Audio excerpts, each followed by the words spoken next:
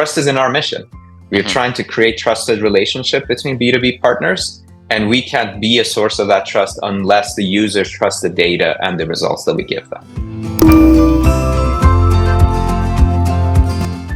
Meraj, thank you so much for your time. I'm here with the extremely talented and ridiculously smart Associate Vice President of Product for Enable, Meraj Imani. How are you doing today? Thanks, Jasper. It's great to be here. Super excited to be spending some time together again, and looking forward to the conversation. Yeah, absolutely. Now you've always been, well before your time at Enable, a specialist when it comes to the world of product management and roadmaps and working with technologies. But before we go into that and how some of the latest explosions in technology have undoubtedly rocked your world also a little bit.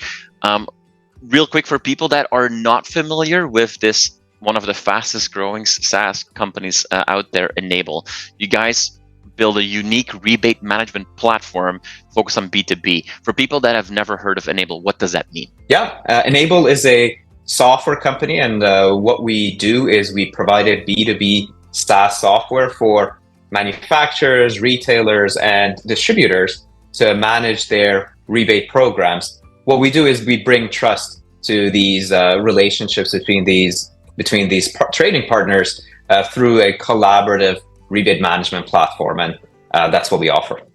Would you be okay with me calling it, in a way, some sort of a relationship consultant to make sure that two people stay in a very healthy partnership without taking advantage of each other? There is definitely an aspect of maintaining trust.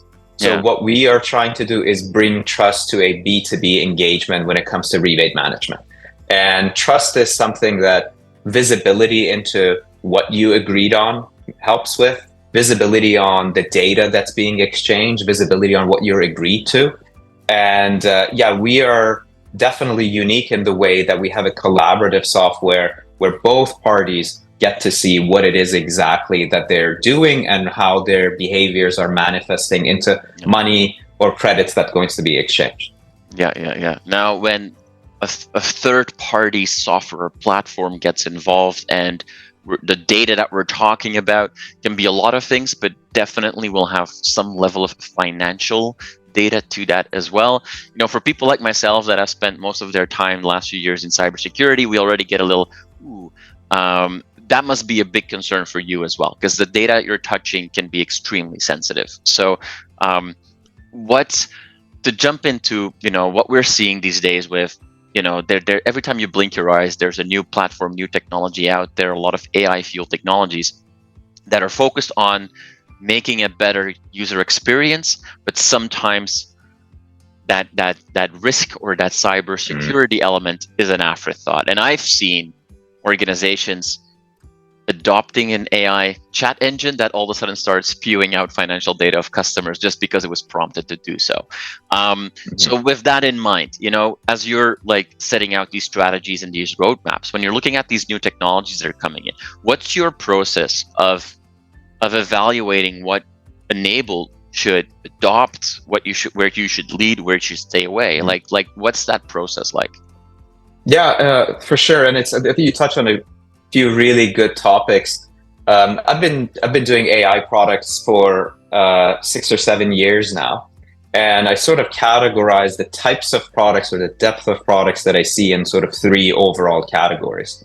One category of AI products that I see in the market is just like a marketing gimmick. It's some words on a website. It's not really any substance to it. It's something off the shelf potentially they bought and they're calling it an AI product. That's, I think, one extreme. The other extreme is companies that go and do university projects, right? Like something that's scientifically really exciting. The potential seems vast and enormous, but in reality, doesn't solve really customer problems. It doesn't really bring value to the end user, and so many things have to be true for it to work. We definitely want to live in that middle where it's like, no, there is a purpose for this. This is not a marketing gimmick. I love our marketing friends, but this is not a marketing gimmick. And this is not a school project. So for us, being a financial software, being able to have something that's auditable, that you can see, all right, you gave me a response or you gave me a result, and here's an explanation of how that result came to be. Here's the underlying information for all of that. This is how we came up with this conclusion, is critical, because trust is in our mission. We're trying to create trusted relationship between B2B partners, and we can't be a source of that trust unless the users trust the data and the results that we give them. Do you also see that new technologies are changing the game for how your teams plan, build? I'm thinking about roadmaps. Like when I joined the world of technology over 15 years ago now, you had product teams angry at sales reps because they were not selling what the product was, and you had sales reps that were angry because they were just told, here's a product, go sell it, or go find me customers. And there was this ongoing fight of like, well, it's taking too long to realize what the customer needs. That is ancient history now, because with a lot of technologies out there and ways for you to measure data also and digest data from your customers, you also understand much better or much faster what's out there, what's needed. Like, are you seeing in your teams as well enable different tools to be closer to that action, to change more rapidly? Is that something that's happening? It's definitely, I think the biggest change that I would say I've noticed is, again, being like within this AI world for a few years, the biggest change that I've seen is customers asking for AI products. This didn't used to be something that you would hear that much. You would hear, from like a CIO or like a CTO that you were talking to for a customer. But now, like day-to-day people, with OpenAI and Gemini and Grok and all these different products out there, it's become democratized that even end users are asking for this. And there is a lot to delivering product.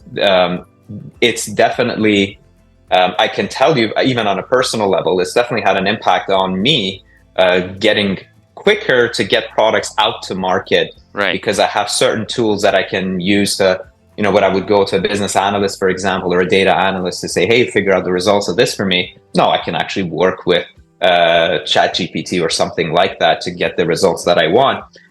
From a product perspective, ending products that actually deliver value that our customers get to use, it's definitely part of our strategy. It's definitely accelerated our strategy. What I would say to that, though, from our customers' perspective, we're always on the lookout for how can we deliver value, maximize delivery of value to customers in the fastest possible way. It does need to be, just going back to that point of, hey, we're a financial product. We do have financial data. It's critical for us to be able to stand behind the results and to be able to present the information in a way that's secure, and that their information isn't out somewhere in some other cloud infrastructure that they haven't given sign off on. So all of these are very important to us, but definitely the interest of the end user has accelerated the whole thing. Yeah. People that follow you on LinkedIn, for example, so know that you are very much also a coach of people, and that you invest a lot of effort in people in their career, now at Enable, but before as well. Do you see, or are you seeing a change, or are you even pushing for a change of when people are looking at their career paths and the skilling they need to be doing, that is changing as well? Like, if you want to be on a product team at Enable today, do you need to be, we used to, like, in the yesterday job description, you always see, well, you have to be, have to great verbal and written communication skills, and you have to be proficient in Word, Excel, and PowerPoint. Do you see something similar coming now with those new tools to stay up to speed with what you were just talking about? Yeah, I mean, we're technologists. We work for a software company, and we want to be ahead of the technology curve, because if you get to a point that your customer now is more technologically mature than your software offering, you're already behind. You're already have expectations that are unmet. So yeah, it used to be, like you said it really well. It used to be Word and Excel, and then Access, and then it became sort of Jira and Confluence and so on. The name of the game and the cycles that it takes to reach a decision has shortened significantly. Yeah. So I pay for a license. I pay for a ChatGPT license. It's expensive, but it's definitely helped me. And I urge everybody to try these out, try these new tools. Some things it's great for, some things it's not, and they are tools. At the end of the day, we got to look at them like that. But certainly something that's become ubiquitous and should be part of everybody's portfolio. All right. So Meraj, it's also been quite the year for Enable. Like a lot of milestones, happened. You guys have been busy, not just the product team.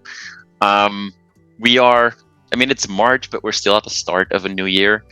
For the remainder of this year, just for you in your role at Enable, like what is exciting you for the rest of this year? Mm-hmm. Yeah, there's always something exciting at Enable. I think the amount of evolution and change that we've gone through has been significant. We say like it's dog years almost here in a loving way, that every month just feels like 7 or 8. So I'm very excited about the new enhancements that we have planned for our customers, new problems that we're looking to solve for them in a way that they are not expecting. Right. Every time we have certain things right now in sort of early access, certain things in the works that will completely change the game again. And I'm truly excited for solving those customer problems, which is, this is why I'm in product. Did you get it, Jasper? I got it.